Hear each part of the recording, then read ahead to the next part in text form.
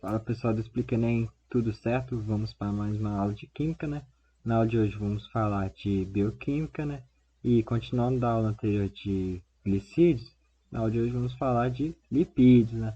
Que assim como os glicídios são moléculas orgânicas, mas que vão ter funções diferentes, né, no nosso organismo. Mas, primeiramente, o que seriam lipídios, né?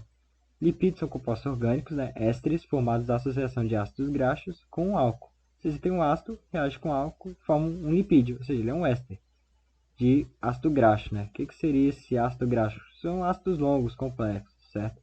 E eles possuem baixa solubilidade em solventes polares, água, eles não são solúveis em água. Podem ver aqui, né?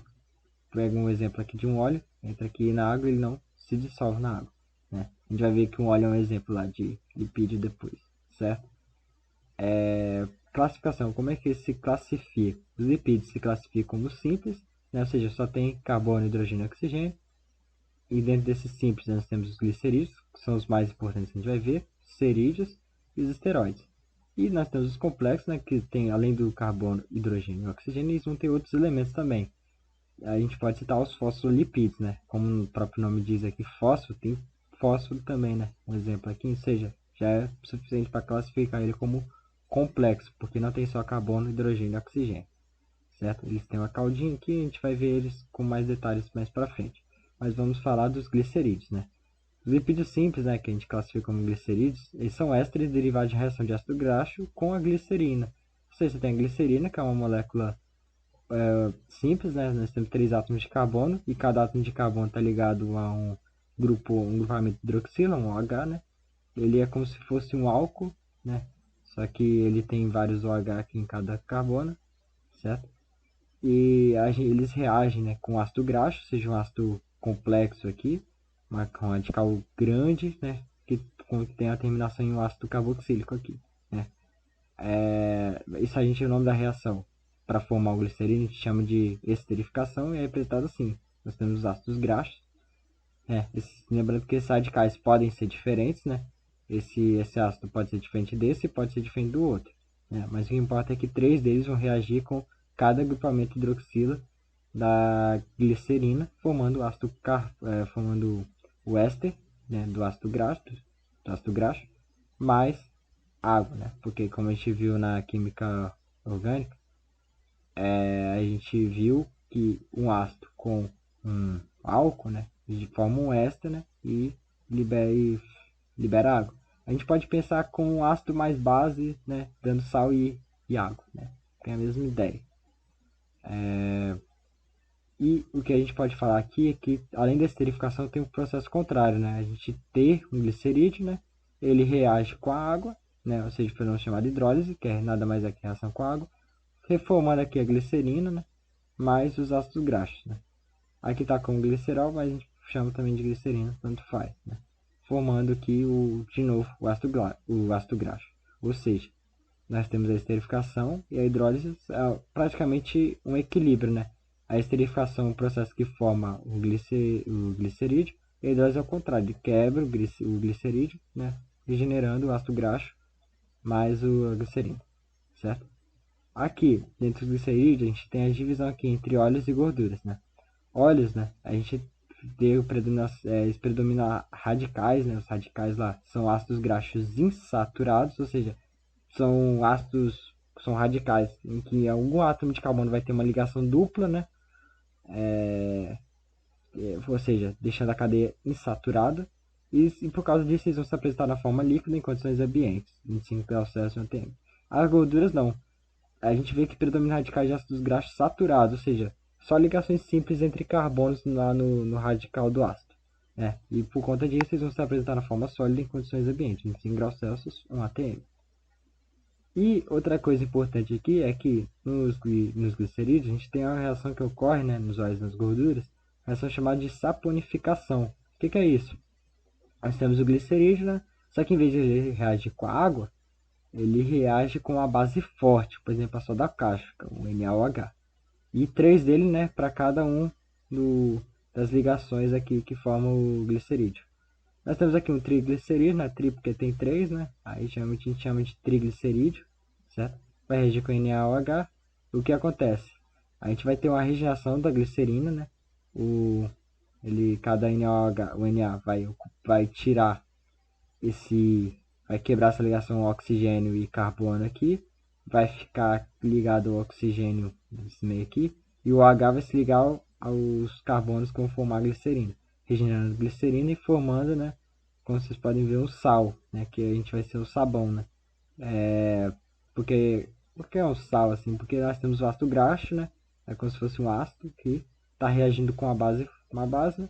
Aí forma meio que uma ligação aqui no sal, né? Só que não está formando a água porque não tem água aqui no meio, está só reagindo com NaOH. Aí forma isso aqui que a gente chama de sabão. Qual é o funcionamento básico de um sabão? A parte radical dele é extremamente apolar, porque é muito longa, ela costuma ser apolar, e por conta disso ela vai ligar a sujeira, né, as moléculas apolares. E nós temos aqui uma parte polar, né, uma ligação forte entre oxigênio e sódio, né, formando um polo bastante forte, né, um polo permanente, ou seja, uma parte polar, né. Aqui seria um dipolo induzido, aqui um dipolo permanente, né, que é uma ligação mais forte, polar, vai se ligar com as moléculas polares, né, da água. Ou seja, o sabão ele pega a sujeira polar, se liga com a água polar e é carregado, é levado junto quando a gente toma banho e passa sabonete, né. A água tira o sabão e o sabão leva junto consigo a sujeira. Somente em alguns casos, né, que os sabões não são tão eficientes assim, né, para tirar toda a sujeira. Nós temos quando a sujeira assim tem pequenas diferenças nela lá que impedem, né, desse grudamento. Mas no geral, o funcionamento básico de um sabão é assim.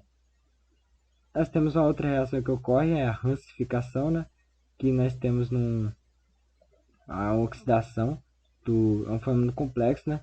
Praticamente não precisam decorar o que está acontecendo aqui, mas é uma oxidação do glicerídeo, né? Presença de oxigênio, né? Aí ele vai lá e forma um peróxido, ele é quebrado, ele é desformado, praticamente isso.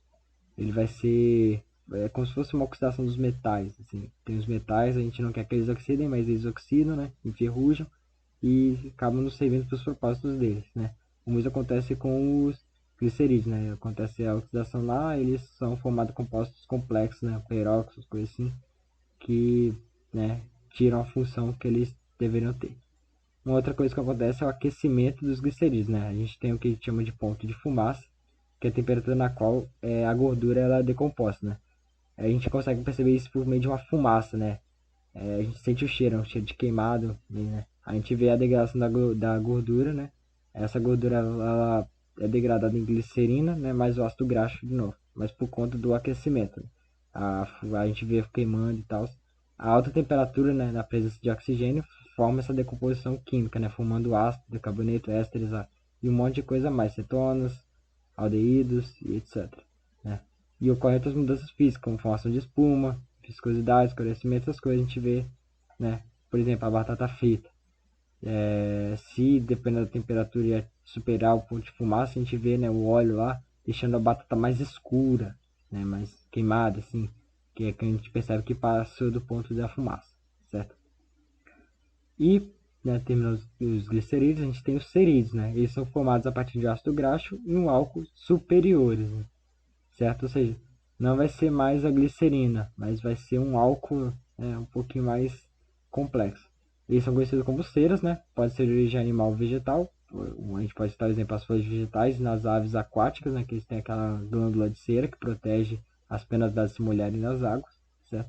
E para formar aqui o cerídeo, né, a gente pode ter um ácido graxo, né, reagindo com álcool superior. O que seria álcool superior? Né, um carbono aqui, 31 átomos de carbono aqui, né, e um terminando com um hidroxilano no final, ou seja, não é um álcool simples, não pode ver, é uma cadeia longa de um álcool, né? Vai reagir e vai formar um cerídeo. Isso aqui, no caso, é uma cera de abelha que tem. E gera água, certo? E, né, terminando os lipídios simples, nós temos os esteroides, né? Eles são formados por átomos de carbono ligados entre si, formando 4 anéis, né?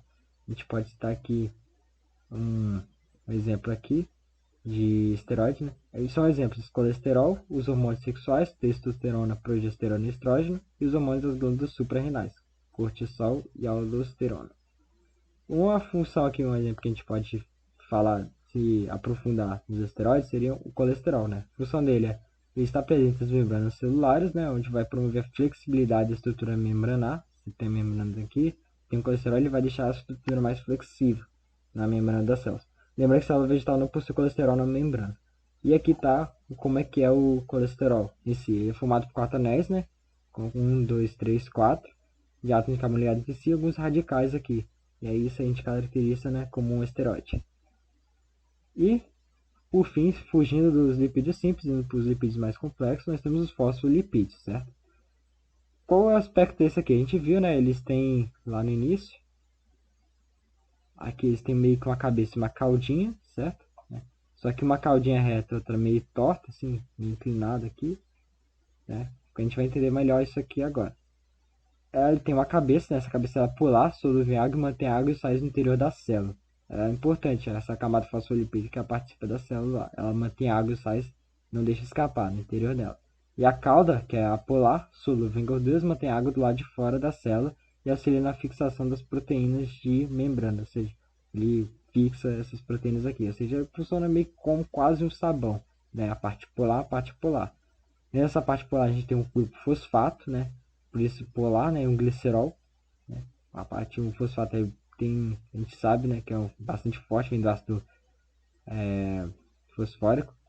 Aí a gente já sabe que é um ácido já que tem uma força considerável. E o glicerol aqui formando a parte polar. Aí isso forma a cabeça hidrofílica, certo?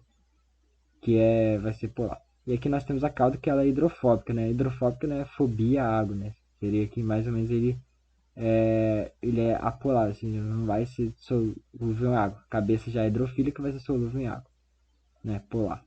A cauda, ela tem tem a parte apolar dela, né? Que ela vai fixar, né? Vai manter a água lá de fora da membrana, né? Fixando as proteínas lá certinho, né?